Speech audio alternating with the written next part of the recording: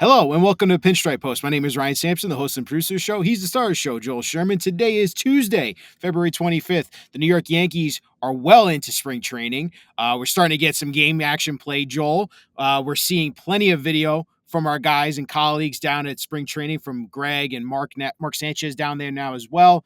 Live BPs are happening.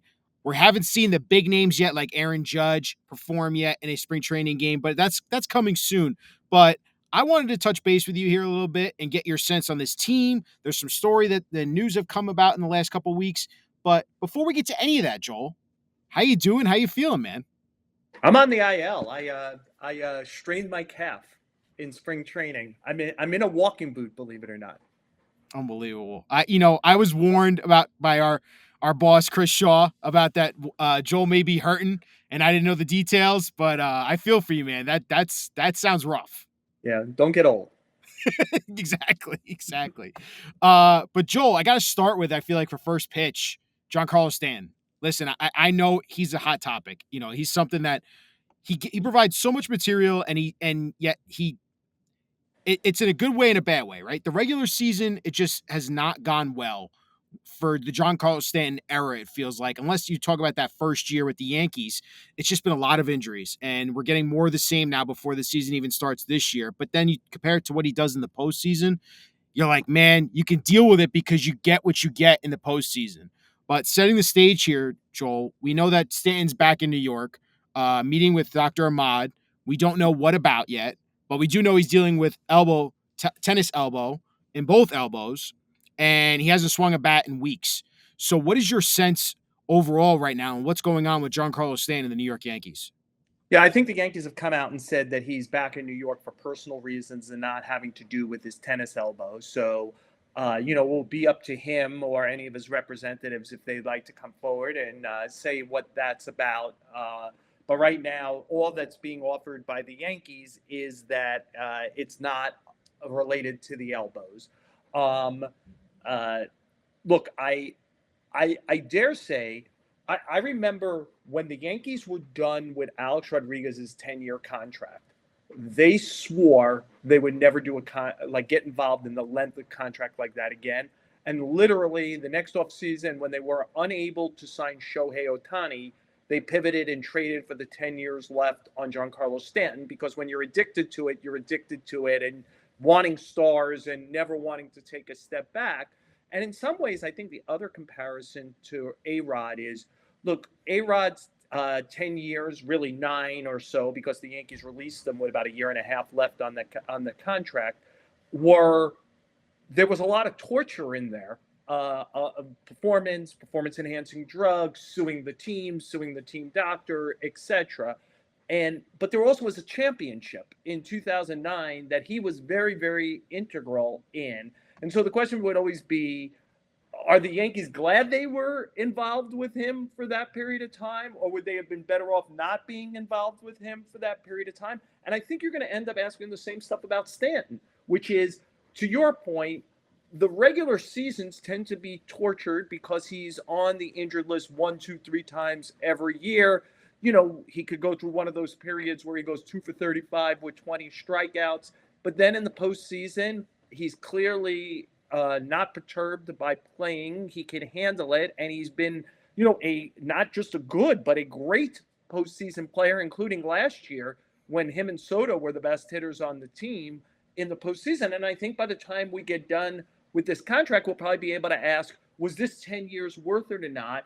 And I would argue that in both instances, the Yankees would have been better off not doing either guy, because there is opportunity cost, which is, if you don't do the guy, they're the Yankees. They would have done other things with the money. I strongly believe they always, for example, loved Adrian Beltre.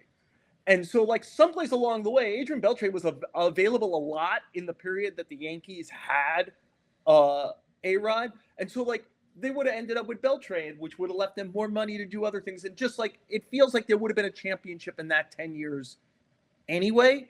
Maybe that's naive. And I just feel like, as great as Stanton has been in the postseason, the opportunity cost of having him on the roster and what he blocks both financially and by just being a DH landlocks them in so many ways that it's look, I feel like I could argue either side on A-Rod, and I Right. feel like I could argue either side on Stanton. But I do think that with Stanton, it would be better not to have had him and just be like, oh, you wouldn't have been that right-handed all those years. You wouldn't have been that non-athletic. You wouldn't have blocked the DH to the level you blocked it. You know, in some ways, they didn't go hard after. I don't think they get Ohtani, but you can't sign Ohtani as a free agent because your DH is already blocked.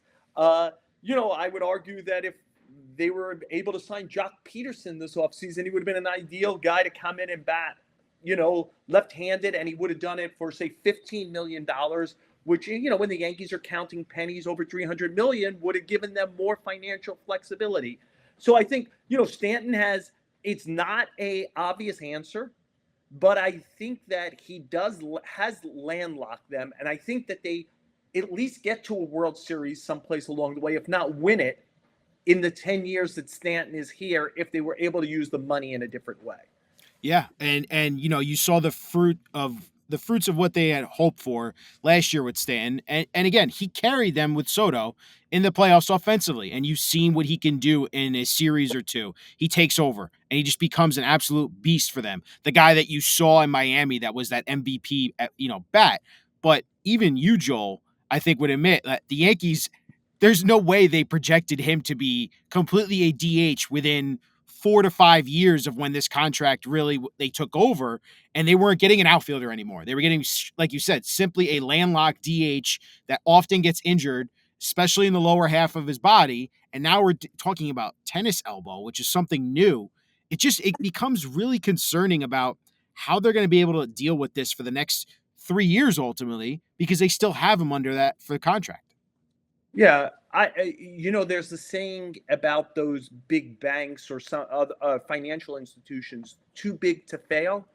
I wonder in some ways if Stanton is too big to succeed when it comes to health, that there is maybe something about Judge's athleticism or flexibility that allows him to do things at his size. It's just Stanton is so enormously strong and swings so hard. It just feels like he cannot survive. That it's almost like he's too powerful for his body, and that the body breaks. That there's no way to make it through almost like a 600 plate appearance season now, and that there's going to be these pit stops. And I think it's something I've thought about a lot. I think I've written about it in the past. He feels very much like a day. Like they'll probably have to come a day in the next 3 years where they release him because they are landlocked with him. And it's not because he's a bad guy or he doesn't perform at the biggest moments. It's just about reliability. And so maybe the answer is, well, he'll just sit on the IL and they'll navigate around him. But it does stop you from doing certain things along the way. And it's problematic for them. And on the other hand, I do want to be fair to him. He also has these great peaks, and I think he is evolved into an important leader and voice within their realm. And I do not think it's an easy call on if we'll say this was a great move for it. Clearly wasn't a great move for them, but it's not. This isn't some Carl Pavano, Kei Agawa. It never made sense. It never will. The one thing I think that the Yankees got kind of arrogant about when their card counters were just the only thing that really matters is hitting home runs. And it doesn't matter if you have two right-handed hitting a lineup. It doesn't matter if you strike out a ton. It doesn't matter if your defense is no good. It doesn't matter if you lack athleticism. And when they went to the Twin Towers and both were right-handed, that made sense on a piece of graph paper, and then pretty soon it didn't make any sense if you were watching it, especially if you believe the Judge would be a long-term Yankee, and you'd get to the point where you're like, where are we playing both guys? Because you're reaching the point, Judge is 33 now, I believe. He'll play 33 this year, where you'd probably like to DH Judge, even in the most opportune, where he's healthy and everyone else is healthy, 25, 30 times a year. Now, maybe you get to do that because you always know Stanton will be hurt at some point. But, over these 3 years, I would imagine, like, say it's 25 DH days this year for Judge. Is it 35 next year? Is it 45 the year after? That begins to eat into, like, if you even had a healthy Stanton. Yeah, and I do wonder, Joel, if let's say the Yankees only get say 75 games out of Stanton this year. Let's say he doesn't show up until the summertime this year. I I do part of me does wonder when is that switch going to happen with him in the playoffs where he's not going to be that effective at bat anymore and he's not going to be carrying the team offensively because we haven't seen Aaron Judge be that Giancarlo Stanton in the playoffs. But I do wonder if that happens to him this year, then you really, like you said, start to think forward. We got 2 years left after this. Should we be making the call on this right now and saying this is a sunken cost? We know he can't stay healthy in the regular season, and if we can't see it happen in the playoffs this year. Yeah, they're not going to do that, Ryan. They're not going to, like, just eat the money now. The one thing I would say is Stanton, the Stanton who talked when the position players showed up, he's not like some whiny guy. And he was talking about this not being a little pain. He was talking about this being somewhat significant because you hear tennis elbow, it feels something like a weekend warrior gets, and put some icy hot on it and go play again. It, once more for the torque and the force in his swing. You threw out 75 games at this point. I'll believe Giancarlo Stanton is going to be a viable baseball player, hitter in 2025 when I see it. Right now, he hasn't done anything in spring training except for some, conditioning stuff. He's not even in camp right now. The idea that he's going to be a factor, and by the way, you probably in the offseason, once they lose Soto, you're hoping for 400-ish plate appearances for Stanton, where he helps to pick up some of the might and offense that was lost with Soto. So it will throw weight on others. It will force them to probably think about a bat come July to fix this thing along the way, especially if they never solve third base. Now you're down bats in two positions in the lineup, and then again, it's something we've talked about a lot recently, Ryan, on the show, which is, does Austin Wells and Dominguez and Volpe graduate to some point to, does Jazz Chisholm give them a strong offensive season? Is Goldschmidt not Bellinger? done? Yeah. Is Bellinger like? There's a lot of ifs and mights in the lineup, and we do know that there were all these ifs and mights last year, but Soto and Judge covered up for it. And by the way, that included Judge was incredibly healthy. He batted over 700 times last year. Would you bet on that again this season, that he's able to make it through that way? I mean, I wrote this in my online column that was posted this morning on Post Plus. Verdugo and Rizzo combined for 996 plate appearances last year. They're unsigned. Yeah. Like now, I assume those guys probably could have signed minor league deals someplace or something, but ultimately, they're unsigned players. It's a month to the season, and those guys were.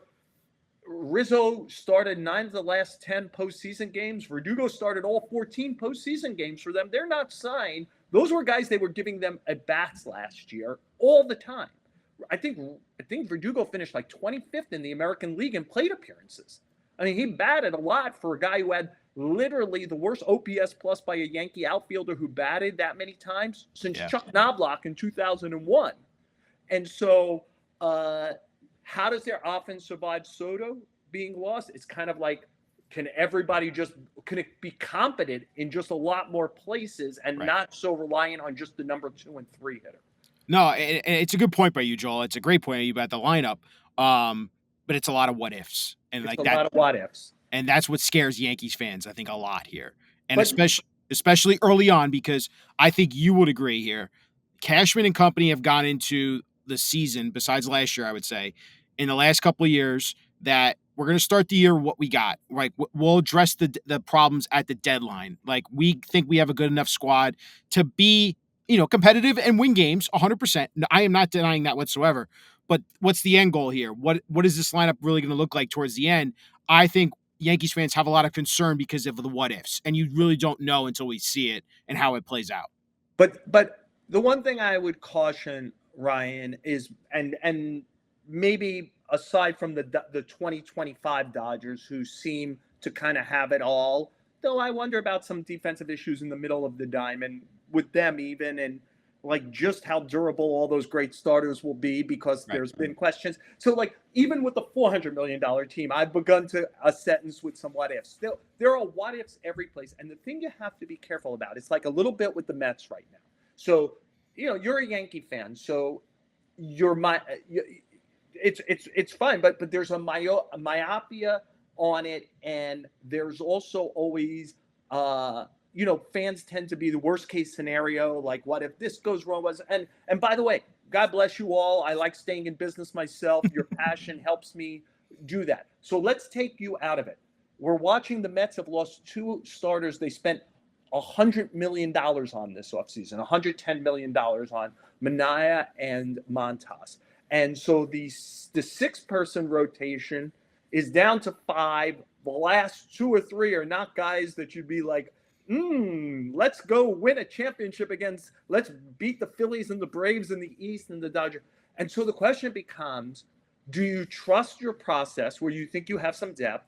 Plus, one thing, if you're around executives all the time, is they are very cautious about, let's solve the flood out of the dike at the moment, because it's almost certainly going to be something else in July. And if you've used your prospects and or money to solve it in March, you'll have a little less to solve it later. And that's always the balance, where you say, well, but if you don't solve it now, will it matter to try to solve it later? Because maybe you're in a bad situation.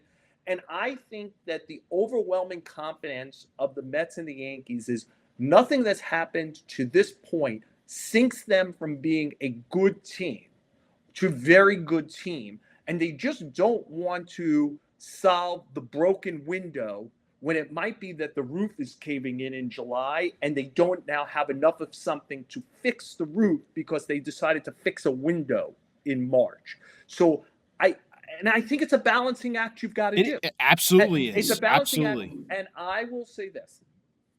We're doing the show, I think it's February 25th. Correct. So where regular season starts March 27th. I think spring training breaks the 25th. Like they're out of there. So we're kind of exactly a month into this.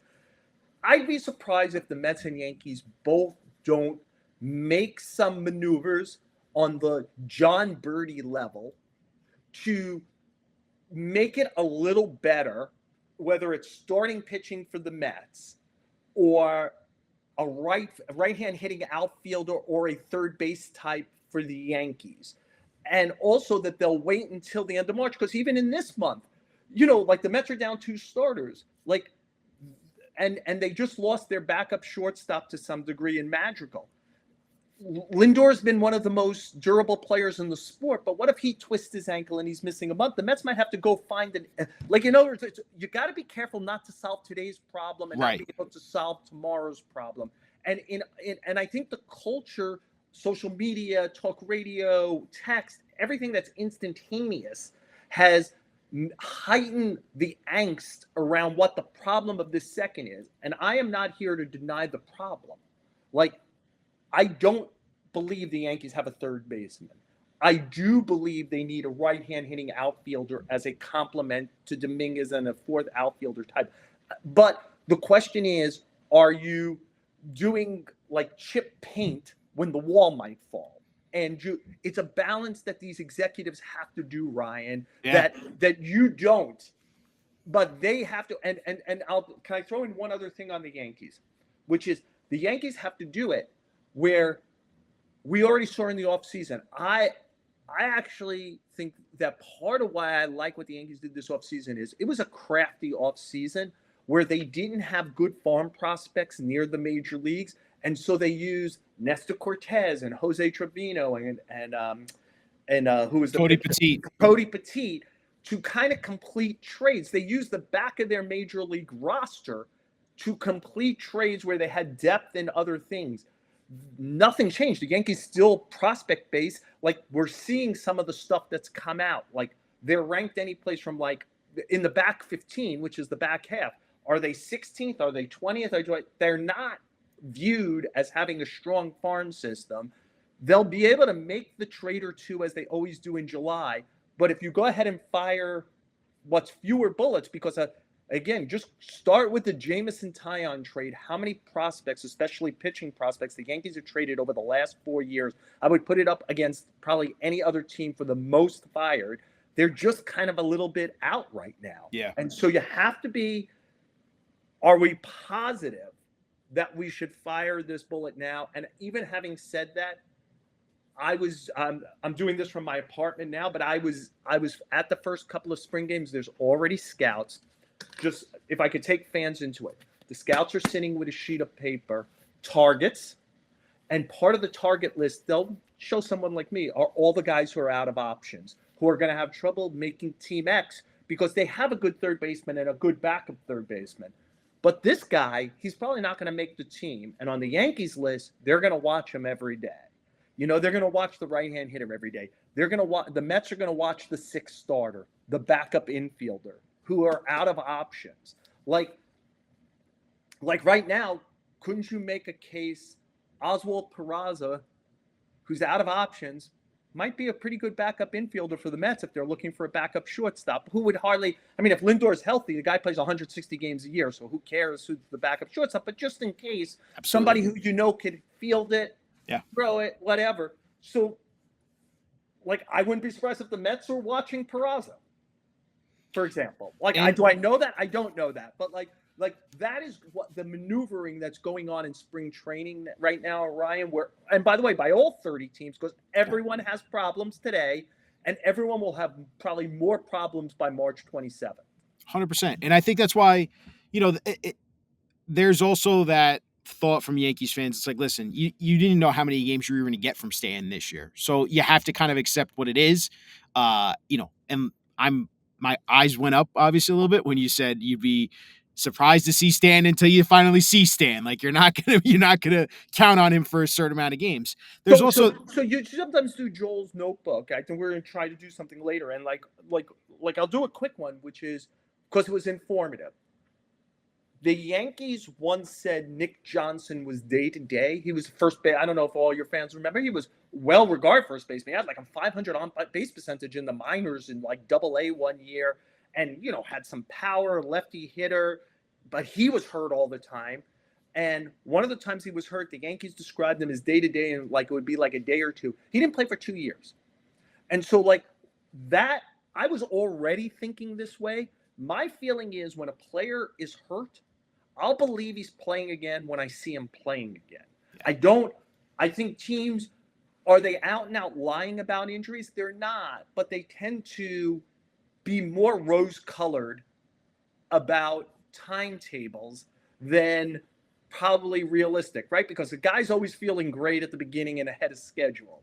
And so my thing is, right now, Giancarlo Stanton has not swung a bat in Yankee camp. He has not swung a bat in Yankee camp. So, and by the way, he is now not in Yankee camp as we're taping this. Maybe he'll be back by the time we post it.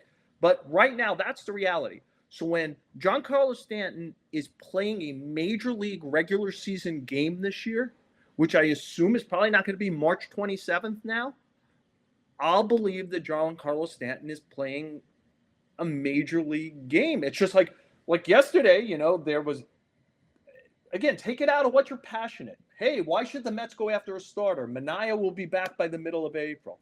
Will he? Like, I don't know what happened with oblique injuries. These things used to take a long time. They take a long time. And now we're talking about guys coming back on the front end of these a lot quicker than ever before.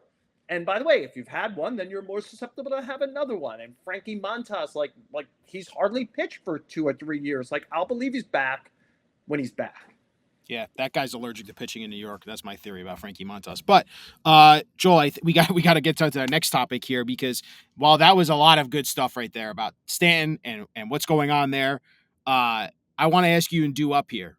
Can you give me, from your observations and what you've seen early on, 3 players that you want to talk about here at a Yankees camp that have either caught your eye in a good way or a bad way? For example, for me, Cam Schlittler looks interesting. Will Warren looked interesting.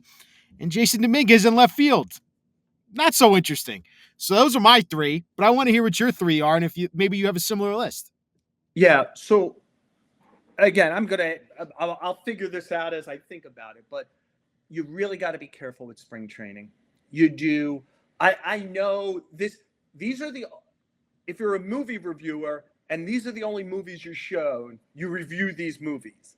But as somebody who's been to 30 spring trainings, the games are so bizarre. You know, it's a single A guy against the hitter, the sun, you have the high sky, balls are dropped, the wind gets kicked up, especially in Arizona, like crazy. A guy's working on a curveball, you don't know it. He's getting his curveball killed, but he doesn't care because he needs to work on it. And then you're like, why'd you get killed? So, and it's a week. And by the way, like, you know, like at this time, if we're having this conversation at this time last year, you know what we're saying? God, DJ LeMahieu looks great. Really? Yeah. Coming off of a strong second half in 2023, we would have said, wow, LeMahieu looks back. So you got to be, every major leaguer is good enough to have a couple of really, really good weeks.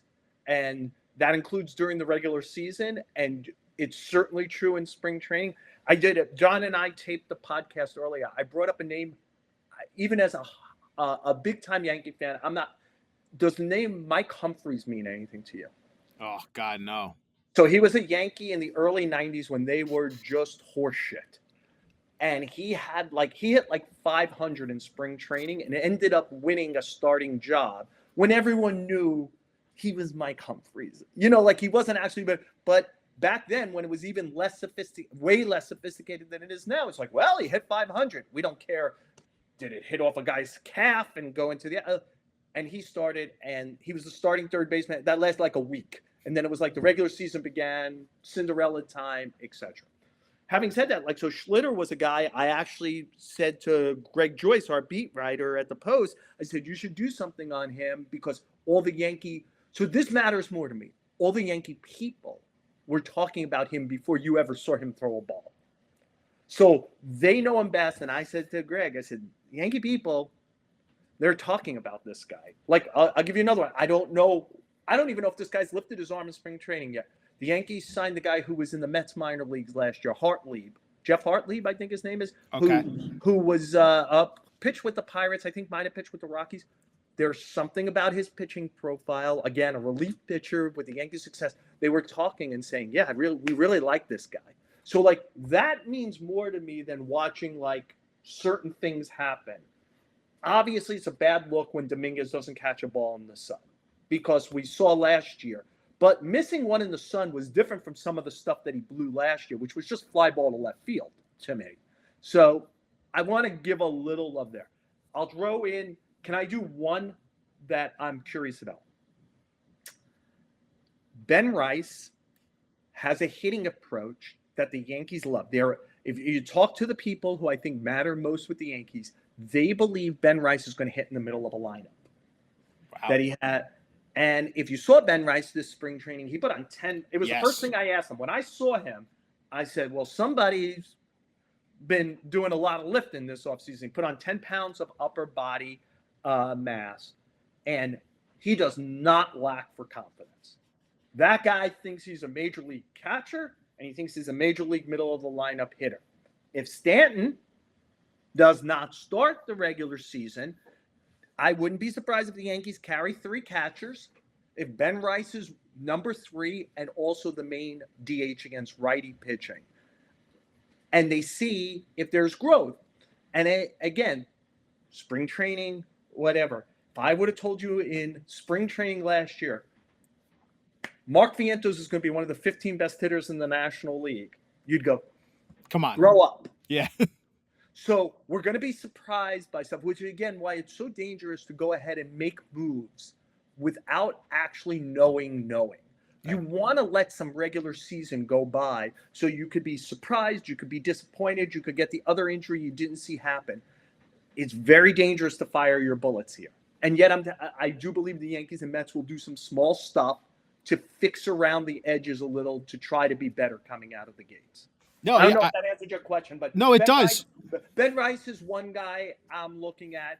And I think just because there's probably some possibility that Marcus Stroman is on another team by March 27th, the progression of Will Warren towards being a competent starter is very important, where he gives the Yankees a chance to win somewhat regularly because it will be when he is called upon this season to start games. Yeah, no, I totally agree with you, Joel. And I think those are some good names. And I ask you these because, like, listen, I know you'd say, Ryan and Yankees fans, don't get too excited. Don't look too much into the spring training results or what you see in during these games or see on these tweets. But you have the inside track. You talk to the Yankees people. So when you say a guy like Cam Schlittler to Greg, and we see Cam Schlittler perform well, it's like, okay. And the metrics don't lie on Cam Schlittler either, right? Like, Yeah. so fans have access to the metrics now, and they see what they, from those results. And it's like, okay, Yankees might have found something here in the draft in the 7th round in 2022 with Cam Schlittler. So those are interesting to me. The one thing on Dominguez, again, I just want to touch you on. It's not just the fly ball to left field, the losing in the sun. It was the ball hitting his glove, when it's coming on the ground and he gets out of his glove. There's something there, Joel, where I get still a little nervous about what we're going to get out of Dominguez in left field, because Yankee Stadium, we both know, is a bitch in left field, and you got to be on top of your game. And it's what you've been harping to me and harping to Yankees fans on this show. It's all about the details. It's all about what these guys go in preparation every single day, not just checking off a list, but actually putting in the work. And I just wonder, we hear, like you said, we hear he's working on it. We hear he's going through the drills at left field. What we're seeing so far just hasn't given us any more confidence as we get into the regular season. But if I could kind of exemplify the emotional swings of, by the way, a lot of media also, but certainly the fan base, those first 7 to 10 days of Dominguez's major league career 2 years ago, where he homers off of Verlander and he hits like 4 homers in 7 games before he needs Tommy John surgery. I mean, Yankee fans were like, why wasn't he up earlier? How is he not the greatest player ever? And think about your emotional spin to, I kind of have some doubt if who is he? What is he? Like, I think there's probably baked in there something in the middle. And, like, where I kept making that low bar for the combo number of Wells, Volpe, and Dominguez, I haven't changed off of that because Major League Baseball is incredibly difficult. For example, I think Volpe is very talented, and I think he's very dedicated, and yet we see what he can do for 2 years. And so the answer might be he'll never be able to do it, but I think there's probably a little better player there. Is it all-star? Maybe not. Maybe he's a one-time or two-time all-star if he has a 10, 12-year career, but it's not. And again, let's take it back. Spring training 2 years ago when he's made the team and he had that great spring training, I mean, people were ready to push Derek Jeter's statue out of the freaking ballpark and so I get it. I don't have a job without your passion. So I'm glad the fans have the passion, but it's remember what you think about these guys, how you're vacillating back and forth about them, because you're living day to day, and the executives have to try to see it from 20,000 feet and say, what do we have in the totality of the player and where he fits into the totality of the team? I'll tell you what I think the mistake with Dominguez is. I think Boone really wants to lead him off against righty pitching. And I think that is I've told it to Aaron, I think it's a huge mistake because that guy's going to have enough pressure, like this kind of stuff we're talking about just catching fly balls and proving he's a major league player. I wouldn't add hey, you're hitting in front of Judge. There are other ways to do this. And if Dominguez earns it by June 1st, put him there. But let him prove between now and June 1st that he's a major league everyday player before I would put him in the leadoff spot. Yep, and I hope he hits his cutoff man, gets the ball in quick, doesn't have that hesitation, Ryan, pretty consistent on this show. Whenever we popped into do one during the offseason, I said all that should be going on right now is Dominguez should be at full speed playing defense. Full speed playing defense in the offseason, because I could see it coming. off of how the Yankees played in the second half of last year, and especially in the postseason, and especially in the World Series, and where Dominguez fit into that when he did play, and with the role I thought he'd end up with, which is the starting left fielder, I was like, I saw the collision course of can he handle it defensively coming? And so it couldn't just be box checking. Nope. It had to be, were you going at it full speed every day? Yep. And we're going to see continue how it goes out when we get to this start of the season. Joel, it's time to go on a Radio Rational. We got the news Friday that the Yankees have ended their long-standing tradition from now passed away owner George Steinbrenner of clean-shaven, mustaches only if you want them. And the Yankees are going to allow beards now. Obviously, clean cut when it comes to the beards. Can't be, as Garrett Cole so eloquently put it, can't be Duck Dynasty type beards, but they're allowing beards. And I think we saw the influence of someone like a Devin Williams, a guy that they traded for this offseason, who was known to have his beard his entire career pretty much. It looked weird when he did have the beard shaved off. And you could just sense, right, from what he was saying. And, we get the news that he talked to Hal about it and Cash about it. Now we're getting the Yankees being a little more progressive. So as a fan, I think it was cool. I've had other Yankee friends who really believed in this thing and the whole discipline, and everyone bought into one mentality. I think it's a little bit old speak, but at the same time, I understand tradition. I understand that's all that. But as a Yankees fan, if this makes the opportunity for Yankees to be more aggressive, or not so much more aggressive, but more appealing to potential free agents or trades you really don't have a say, but free agents for players that can actually be themselves a little bit more, and if they want to grow out a beard, go for it. I think it was great. I think it was a good move by Hal. Well, you remember on the podcast when Aaron Boone was our guest, I said to him, Aaron, I don't know if this is, I said, I've never seen it before.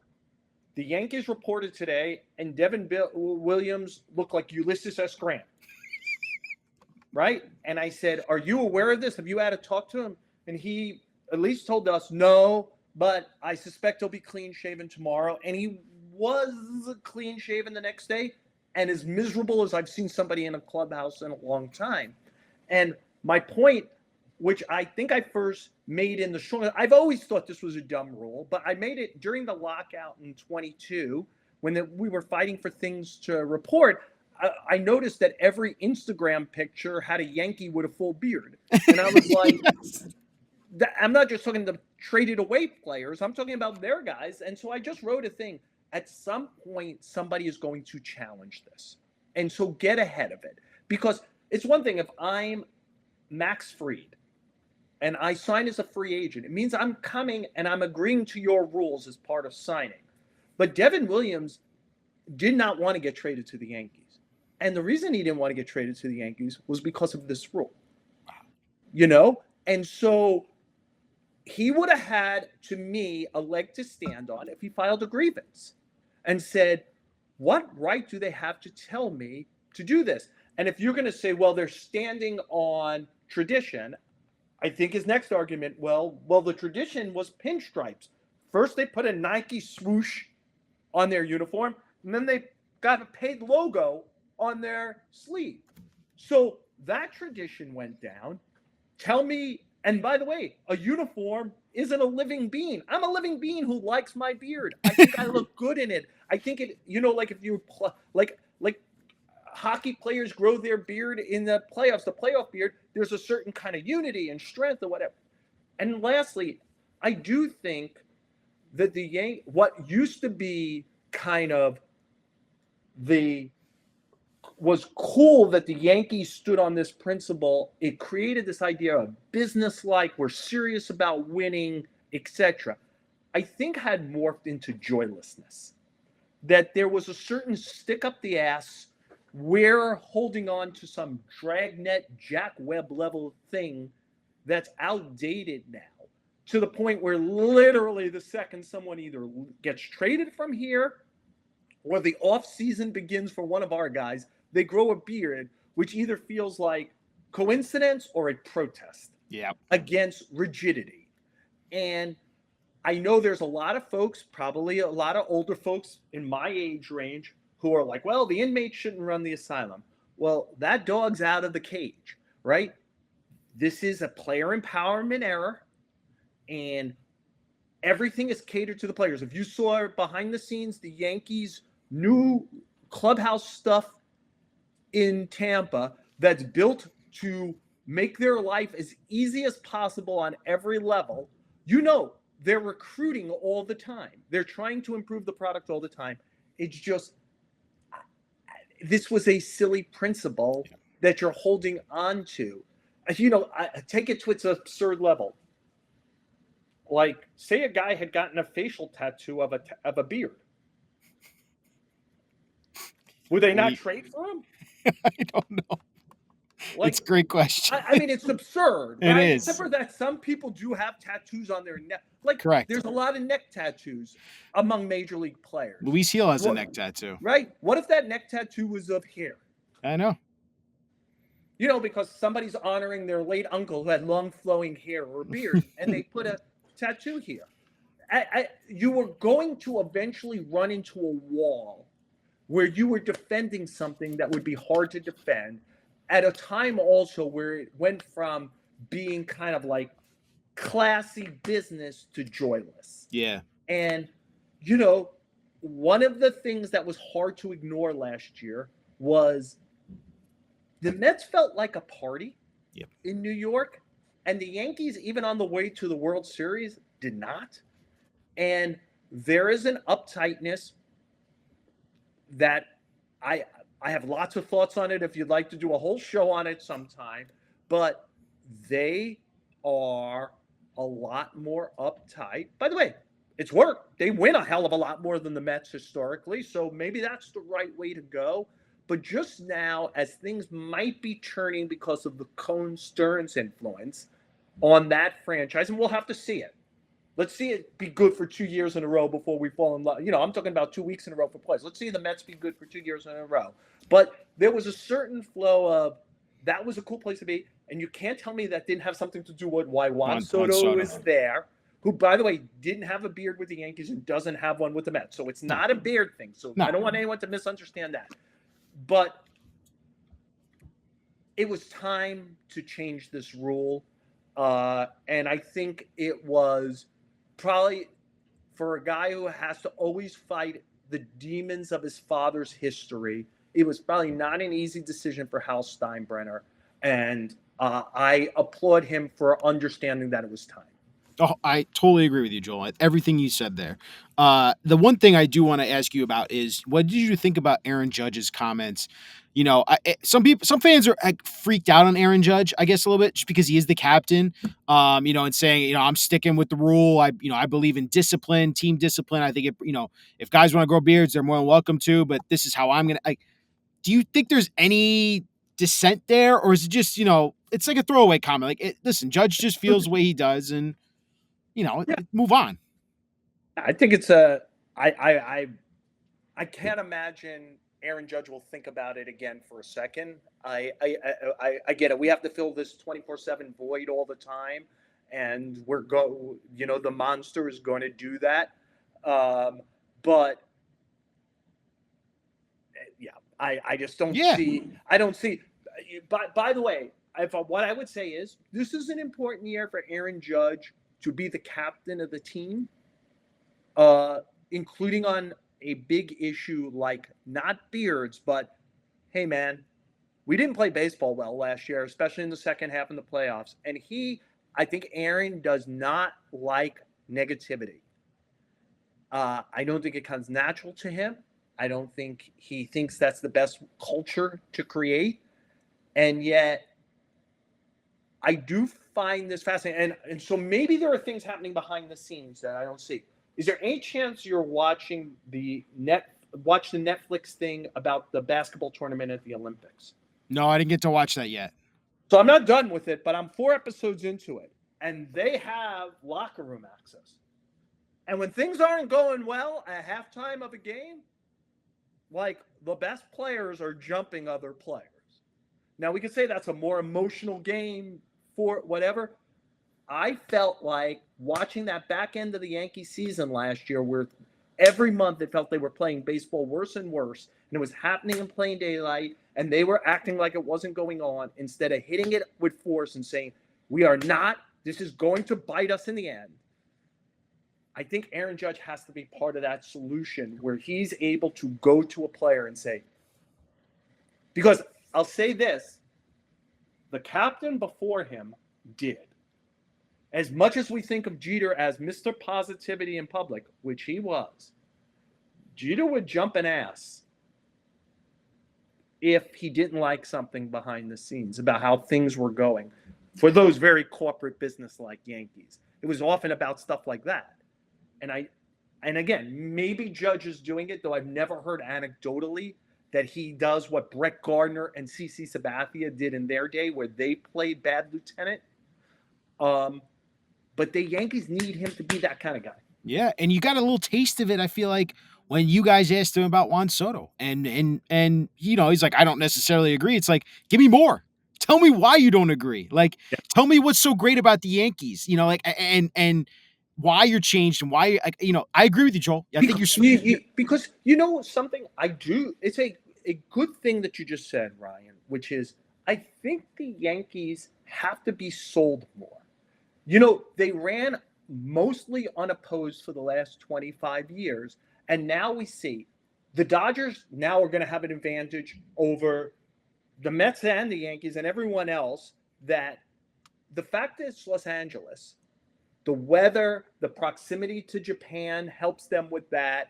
They kind of got it going on. It will stop at some, but they got it going on. Steve Cohen desperately wanted Yamamoto. You know what he couldn't buy? Geography. So he couldn't buy the West Coast, so he lost them. So there's certain things. But the Mets and the Dodgers are now on the Yankee corner. This is why I think something is unfair about a lot of the criticism of Hal. Because George Steinbrenner ran unopposed. Yep. If he wanted the player, they got the player, as long as the guy had not decided, the last thing I'm doing is playing for the Yankees. But if it was like back in the day, Mike Mussina's first choice was not to be a Yankee. The Yankees overwhelmed him. CC Sabathia's first choice was not to be a Yankee. They overwhelmed him. If those guys were free agents today, the Yankees would have to convince them against at least the Mets and the Dodgers, if not the Phillies, the Blue Jays trying up in Toronto to try to get guys there. They're not running unopposed anymore. Nope. And so I think there needs to be, by the organization, a salesmanship, right? The great Japanese player, Matsui Tanaka, used to come here. The Yankees were running unopposed to some degree. That is not true anymore.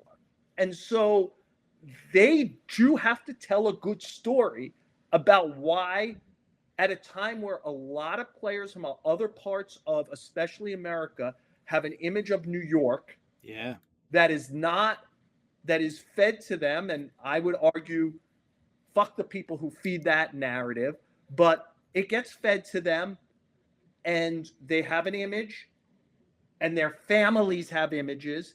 The Yankees are working against a competition they didn't have when George was here, and to some degree a narrative that George maybe had a fight in the late 70s when the Bronx was burning, but he was running unopposed in the late 70s. Nobody was willing to go where he was willing to go for Reggie or Dave Winfield or Catfish or Goose. The Yankees are opposed now. Like we saw it. Everyone who was a heavyweight flexed and wanted a meeting with Soto. And the Yankees just would have re-signed Soto 10 years ago. And they took it on the chin this year in the offseason. I think this brought, I think, a really cool conversation. And I know we're probably going to talk more about this as the season goes on, just what this persona of this Yankees team is and how it feels, because I could not agree more with you and how they felt towards the end of the year and this acceptance of, we're better than this. Not that we're better than this, but listen, fielding is fielding. We're fine. We'll get through it. We'll have the guys. They'll hit. We know Rizzo's and Verdugos. We believe in the back of their baseball cards. It didn't feel right towards the end. And I do wonder, maybe this new nucleus, like guys who are better baseball players and guys who hopefully mentally can help challenge others in that locker room to be better. I'm interested to see how it develops, Joel, because this is a big year for all those guys and everyone you've named already. Let's bring this all home, Joel, for Joel's notebook. Spinning it forward a little bit with this beard rule is Friday, the New York Post here. We opened up to the fans and social media to vote for what they thought would be the best back page cover for the sports department. And we had some really cool covers designed and some great, headlines for the back page. But I know that you've been doing this for a long time, Joel, and you have pitched numerous times what you think the back page should be to our bosses. I just want to know if there's any stories you could share of how that's gone about that process for you. Actually, that's not right. I have this is one of those ones where few of the people I cover and few fans understand. Like, we really don't. If I'm a reporter, columnist, I don't write the headlines. Like, it's just to give you an example, I don't know when I send in a piece where in the newspaper it's even going. Is it going to be on the main page? Is it going to be like next to the agate page? So that means I don't know if it's going to be laid out where it has a big headline or it's going to be in a narrow space. So, like, even if I wanted to pitch a headline, I don't know if it's a 3-word headline or a 7-word or more because it's a double-decker headline. So I have no idea. Usually when I send something in, is it even going to be the back page? Like, the Juan Soto piece I wrote about his very unique hitting batting practice routine is our back page today. You know when I learned it was the back page? When I went on the site this morning and I saw it was the back page. Now, again, like, will people believe? I didn't know. I don't ask. I'm not that curious. Like, I think, like, because what I don't know is, does our Nick writer have a great exclusive, or, has Mike Vaccaro wrote the stunning St. John's column that should be the back page? I don't know what else is going on. I'm in my little cocoon trying to do this. And what nobody will believe is I pitched more back pages last spring than I've ever pitched in my life on what our back pages should be for the Knicks and the Rangers. Because I was home watching games, and I was like, oh, man, this is so exciting. And I have this clever wordplay or something, and I wrote one down. Like, one of the ones I did was when Brunson got hurt against the Pacers in Game 2, and then came back and kind of got compared to Willis Reed. I wrote to our sports editor and assistant sports editor, because they won the first 2 games at home, read it in sweep, like read REED in sweep. And it ended up being read all about it. So I didn't win that one either. I've been there the February 6th was my 36th anniversary at the Post. I don't know that I've ever got called the back page. I don't know. Now, I'm not 100%. There could have been maybe like someplace along the way I pitched one that won. It's usually a collective of editors, from what I understand, who decide what the back page is. But it's not my lane. I think it's disrespectful to kind of merge into other people's lanes too much. So usually if I'm pitching, certainly for Rangers or Knicks, I'm kind of playful with the sports editor or the associate sports editor and say, hey, mind if I throw one out? And they're great. It is collaborative. They go, yeah, throw it out. And I'll throw something out. But I'm telling you, I've done so many more about the Knicks or about something else where it's like suddenly I have like a little wordplay in my head, and I'm like, I remember there was a Sunday in September one year, like where it felt right. Like, I think the Yankees and Mets were both in it. And it was a year where like good thoughts were on the Jets and Giants, and they all won on a Sunday. And I suggested 4 score, right, as a back page, and kind of got told, yeah, we don't try to sell the paper on anything more than one item. And I was like, well, I thought I was really good there. And again, it was a reminder. It's not my lane. It's not my lane. And I'm telling you, people will see this and listen to it, and they'll still think I write the headlines. That's like one of those ones where I could spend the rest of my life saying, and literally telling them the nuts and bolts technicality that I don't know where it's being laid out. So I don't know what kind of headline it's needed. So how would I even know what to suggest? And people will go, oh, I never thought of that before, but you still write the headlines. And I'm like, okay, you win. What can I do? Joel, We know you don't write the headlines, even though the fans may think you do. And I appreciate you, as always, for sharing all of your knowledge and insight. Like you said, we're a month away from the It Yankees happens breaking camp. fast. It does, man. It happens fast where you're kind of like, oh, pitchers and catches. Then it's the first live batting practice. Then it's a game. And then, like, probably by the next time we'll talk, Aaron Judge will have played his first spring training game. Austin Wells will have played his first spring training game. Garrett Cole will have been in a game.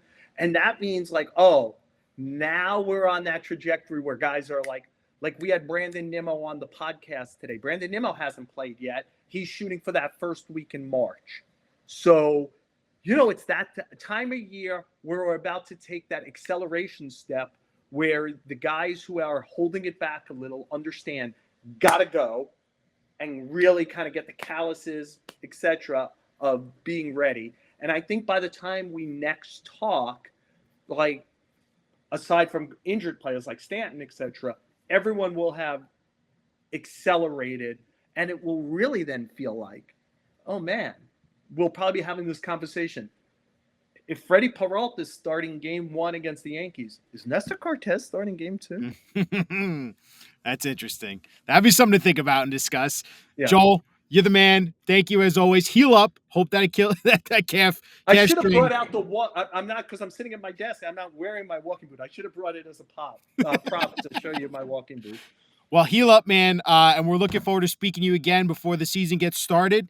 And as always, man, we'll talk to you soon. All right, Ryan. All the best. Thanks, Joel.